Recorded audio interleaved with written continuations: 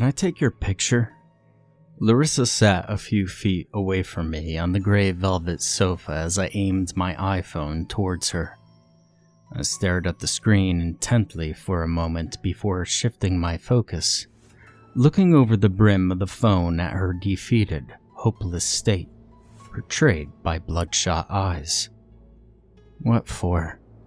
I don't think it would be a very good one. She found it difficult to speak above a tone of depressing mumble.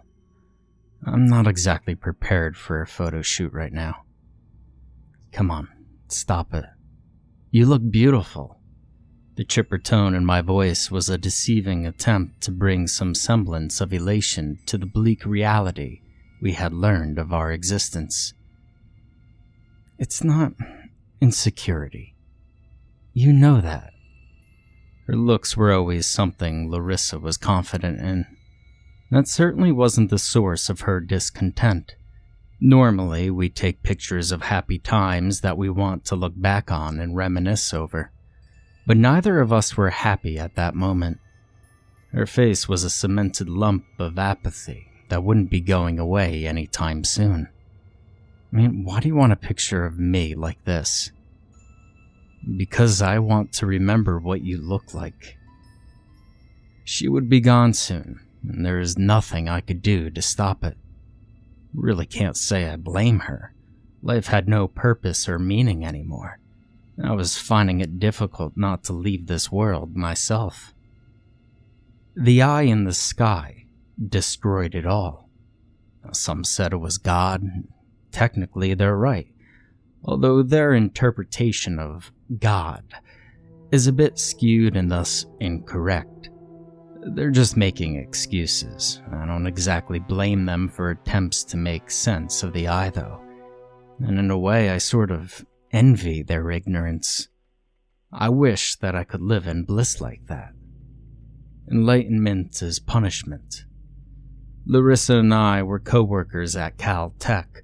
I was head of the astronomy and physics department there, a position I held for the last 8 years where I was lucky enough to fuel and satisfy my fascination with celestial objects for a living. Since I was a young boy, I looked at the sky in awe and dreamed of a weightless, floating journey through the stars. At night, I'd sit on my porch with my knees pulled against my chest and a peanut butter and jelly sandwich in my hand, looking at the moonlight shining on trees and the sparkling fireworks hovering above the earth. A career in astronomy was all I ever wanted. Now, Larissa came on board a little less than a year ago, and for the past 6 months, we'd been something a little more than coworkers. Romantic interests, I guess. When you reach a certain age, you sort of stop putting labels on things. I suppose you could call her my girlfriend. It sounds so childish saying that at my age. Whatever you want to call it, Larissa had become another perk of my job. At 43 years old, I had never married, never really had a serious relationship since my 20s. Routine, order, and the stars were all the gratification I needed.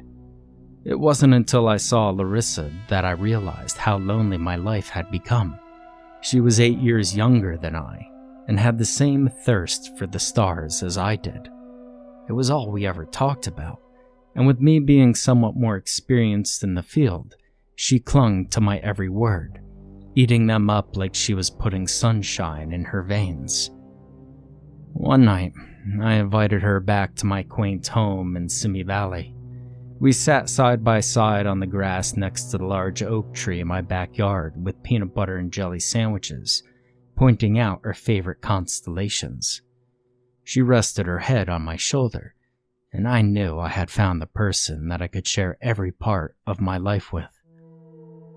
I loved her, even though I couldn't bring myself to say it.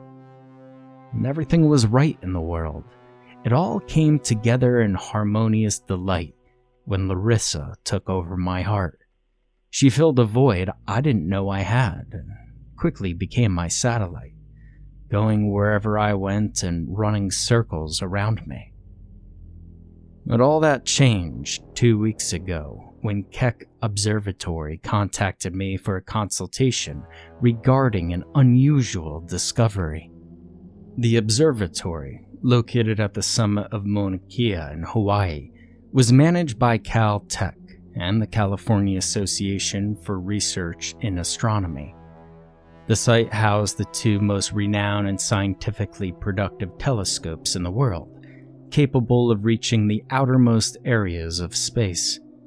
Each telescope sat mounted at Mauna Kea as two large spheres, 33 feet in diameter. Just after I had come on board in 2008, the telescopes at Keck captured the first images of exoplanets within an exosolar system, 129 light-years away from Earth. The main star was named HR 8799. The visuals took over 100 years to reach our planet, and we took pictures of it like a group of excited tourists. "What did you find?" I asked Noah, the director of advancement at Keck, when she called. Her voice trembled on the other end. "I don't know.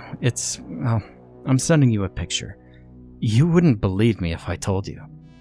"Sweetheart, just tell me." I heard a deep breath flow into the receiver. "It's an eye." "You mean it's the Helix Nebula?" I asked, instantly reminded of the formation that looked eerily similar to an eyeball, resulting in the nickname, the Eye of God. "No, but similar, only much larger. And it's moving." "Moving? Like orbiting around something?" "More like looking around at things. The pupil is moving." My face contorted from confusion. "What?" It didn't make any sense to me when I first heard it. But now, looking back, I wish I had just ignored that call and went about my life. But I suppose that's the nature of humanity, isn't it? We're all curious and desperate for answers. Nora sent me 2 pictures of what was observed through the telescope shortly after we hung up. The first picture appeared to show ionized gas surrounding an interstellar medium, creating the illusion of an eye. It was unique, although it was certainly nothing never seen before. But the second picture showed the medium moved slightly to the left, as though it were a pupil looking around and studying the universe. I wasted no time and booked myself and Larissa a flight to Hawaii. Part of my rush there was anticipation of studying the odd formation and tried to determine why it was moving. Larissa could help decipher its origins. Plus, it was a nice excuse to take a trip to Hawaii together on company money. The next day, after we landed, Larissa and I drove up the access road in a car I rented, up to the summit. At the top, we were just above the clouds. Mauna Kea is the highest point in all of Hawaii, and it's considered the best location in the world for massive telescopes like these. There's no obstruction blocking the view. I had visited the site a few times since I took over the astronomy department, and each visit was breathtaking. Nora greeted us as we parked and led us through the observatory directly into the control room, where a monitor was displaying the eye in the sky. In front of the monitor sat a couple of young men I had never met before, operating the controls. The pupil had moved further to the left since the last picture was taken. "How much time has passed between the 2 pictures you sent me?" I asked Nora. "Couple of days. It's moving very slowly." "Possibly. I mean, it could also be moving incredibly fast. We're just observing a different gravitational time dilation through the telescope. How far away is this constellation?" Nora took a deep breath and exhaled, maintaining her steady eyes fixed on mine. 45 billion light years? Huh? I mean, that's inconceivable. The farthest object ever recorded is Galaxy MACS 0647-JD at 13.3 billion light-years away. And that was with the Hubble telescope. Keck doesn't have that functionality. Well, it does now. We enhanced its mirrors 2 months ago to increase magnification capacities. My eyebrows uncontrollably shot to the middle of my forehead. I don't recall hearing the board of directors approve of such a thing. They didn't. This was a privately funded experiment. It's one that worked. Who funded this? Larissa chimed in. I'm sorry, that's classified information. I looked up at the thick metal beams and pipes of pressurized hydraulic fluids over our heads that held the massive telescope in place with indignant jealousy. The furthest reaching telescope ever created was partially owned by the company I held a relatively high position with. It was within my fingertips, yet I hadn't even the slightest knowledge of it. Optical instruments like these were invented to expand humanity's knowledge and answer some of the most complex and mysterious questions about the origins of everything in existence. And they were keeping the wonders of the universe a secret. So, basically, you have the most powerful scientific invention ever created by humanity here, and you didn't think it was necessary to tell anyone? It was an experiment. The funding was enough to cover the upgrade and reversion if it didn't work. Part of the agreement was secrecy. We only started using it last week. We wanted to be sure it worked before making any kind of announcement. This is not some rich kid's Tonka truck, Nora.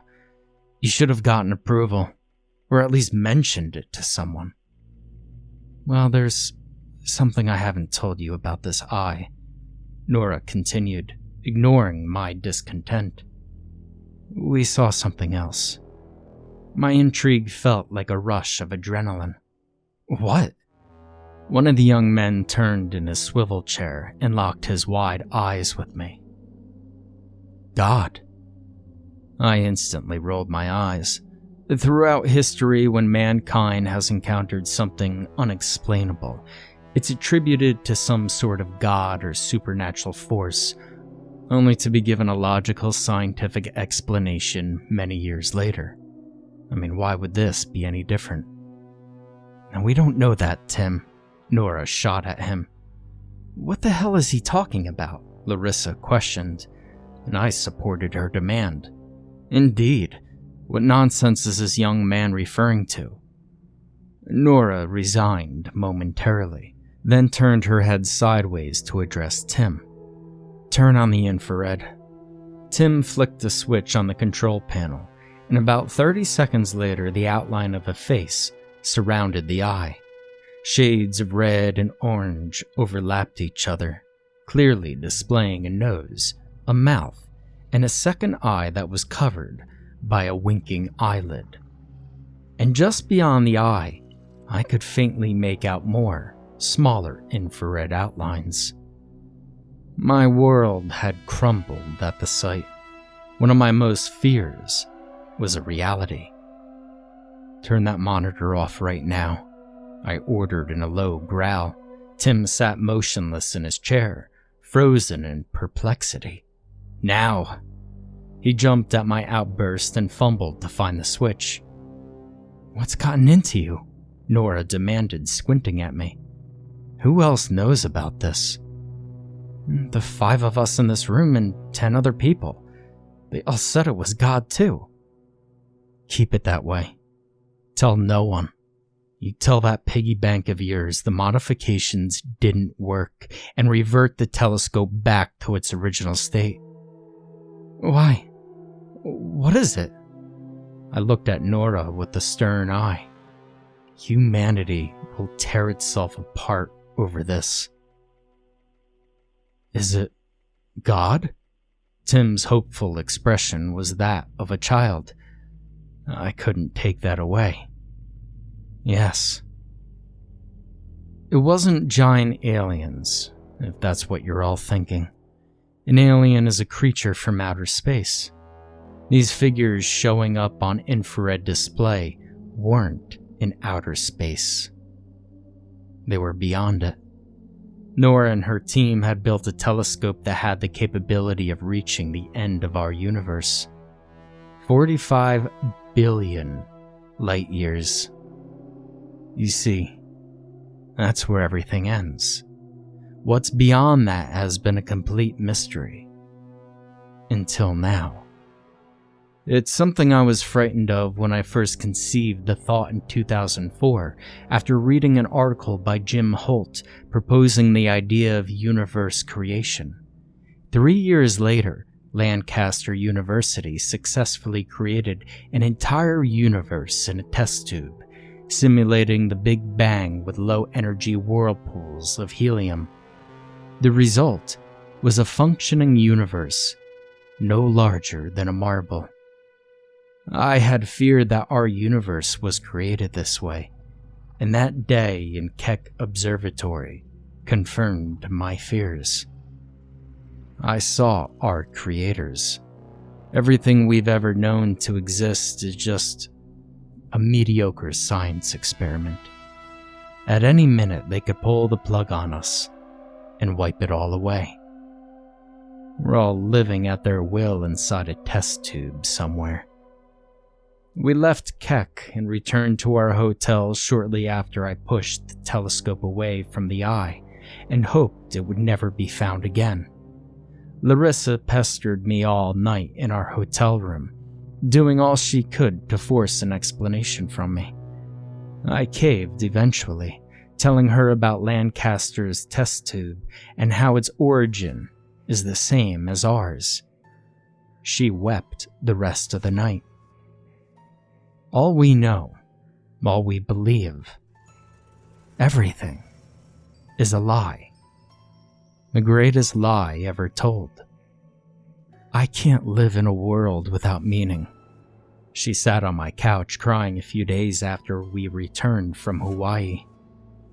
I don't want to wake up every day and think, is this it? Is today the day they end their experiment and kill us all? That's not a life I want to live. Don't let the stars die earlier than they're intended to, I urged. Let me show you the sky, just one more time. Her bottom lip quivered as a tear ran down her cheek. Even though you're with me now, I'm light years away from you. That night, while I was asleep, Larissa snuck outside and tied a noose to a thick branch of a large oak tree in my backyard and hung herself. Her side of the bed was empty and cold in the morning. When I extended my arm to her side and I found it vacated, I already knew. She had taken her own life. Each night since I sit on my back porch with her picture displayed on my phone, staring at both the stars and the shadows they create over my backyard. One shadow in particular dominates my focus, and deep down I know it's unlikely the eye will see her. But personal conviction is a powerful prospect that shields truth. So I leave her there, oscillating in the wind, a dismal plea of desperation, the ominous scarecrow for our creators.